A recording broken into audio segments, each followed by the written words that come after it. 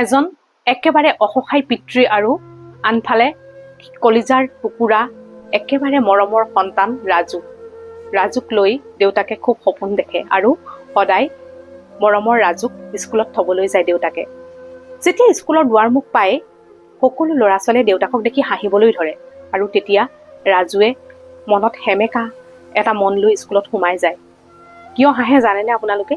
ৰাজুৰ দেউতাকৰ জোতাযোৰ ফটা আছিলে।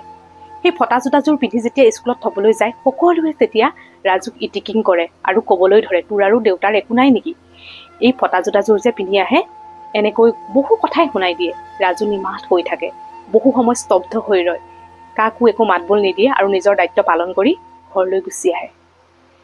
এদিন ৰাজুৱে দেউতাকক ক'লে, দেউতা তুমি যে সেই ফটা জোতাযোৰ পিন্ধি যোৱা, মোৰ লগৰ ল'ৰা ছোৱালীবিলাকে মোক খুব জোকায় অ', মোৰ বৰ বেয়া লাগে। তেতিয়া মই যেন কিবা সেই স্কুলত নাথাকো অনুভৱ হয়, মই যেন ঘৰলৈ গুচি আহিম তেনেকুৱা হয়। তুমি এযোৰ পিন্ধি নাযাবা কাইলৈৰ পৰা, তেনেকৈ ক'লে।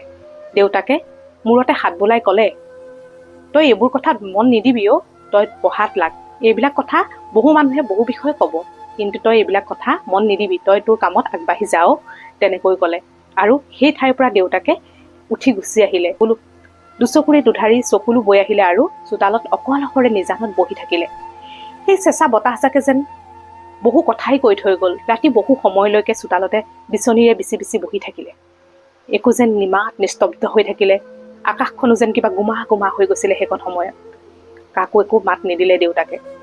পিছদিনাখন দেউতাকে আকৌ ৰাজুক স্কুলত থবলৈ গৈছিলে। তেতিয়া ৰাজুৱে দেউতাকক ক'লে, দেউতা এইবাৰ মোৰ জন্মদিন আহি আছে, তুমি মোক নতুন জোতা এযোৰ দিব পাৰিবানে? দেউতাকে কিন্তু মুখত এটা মিচিকিয়া হাঁহি দি ক'লে, হ'ব দিয়া, কিয় নোৱাৰিম তোমাক মই জোতা এযোৰ আনি দিব, মই ধুনীয়া জোতা এযোৰ আনি দিম।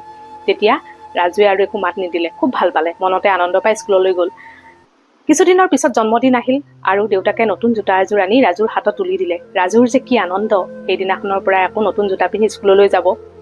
পিছদিনাখন যেতিয়া স্কুলত থবলৈ যাবলৈ ওলাইছে, দেউতাকে ভৰিত জোতা নাছিলে, খালী ভৰিৰে ৰাজুক থবলৈ গৈছিলে স্কুলত। আৰু ৰাজুৱে একো সোধা নাছিলে, কিন্তু ঘৰলৈ আহি মাকক ৰাজুৱে সুধিলে, মা দেউতাই যে খালী ভৰিৰে স্কুললৈ গ'ল, কিয় তুমি জানানে? মাকে ক'লে, জানো অ বোপা, কালি যে তোক নতুন জোতা এযোৰ আনি দিছিলে, সেই জোতাযোৰ আনিবৰ কাৰণে দেউতাই পুৰণি জোতাযোৰ বিক্ৰী কৰি দিবলগীয়া হ'ল, সেইকাৰণে আজি খালী ভৰিৰে গৈছে। তেতিয়াহ'লে আহকচোন, এজন দেউতাকে নিজৰ পুত্ৰৰ কাৰণে কিমান ত্যাগ স্বীকাৰ কৰে। আৰু সেই পুত্ৰই গৈ সকলোৰে কথা মই ক'বলৈ যোৱা নাই, কিছুমান পুত্ৰই কিন্তু সেই মৰমৰ মূল্য নুবুজি শেষত বৃদ্ধাশ্ৰমৰ নিচিনা এটুকুৰা ঠাইহে দেউতাকক বা পিতৃ মাতৃক বাছি দিয়ে, নহয়নে বাৰু? এনেকুৱা বহু সংখ্যক সন্তানে কিন্তু এনেকুৱা কাম কৰি আছে, আমি দেখিবলৈ পাইছোঁ। এনেকুৱা যাতে কোনো মানুহে নকৰক, বৃদ্ধাশ্ৰমৰ নিচিনা এটুকুৰা ঠাই বাছি নিদিয়ক, তাকেই মই কামনা কৰিলোঁ।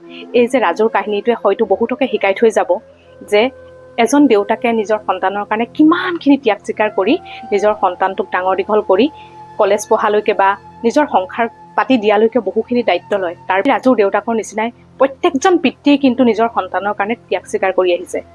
আহকচোন, আজি কাহিনীটো আপোনালোকৰ কেনেকুৱা লাগিলে? যদিহে অকণমান হ'লেও ভাল লাগিলে মোৰ পেজটো ফ'ল' কৰি যাব আৰু আপোনালোকে মোক নতুন নতুন ভিডিঅ' বনাবৰ কাৰণে অনুপ্ৰেৰণা যোগাব বুলি মই আশা ৰাখিলোঁ। ধন্যবাদ।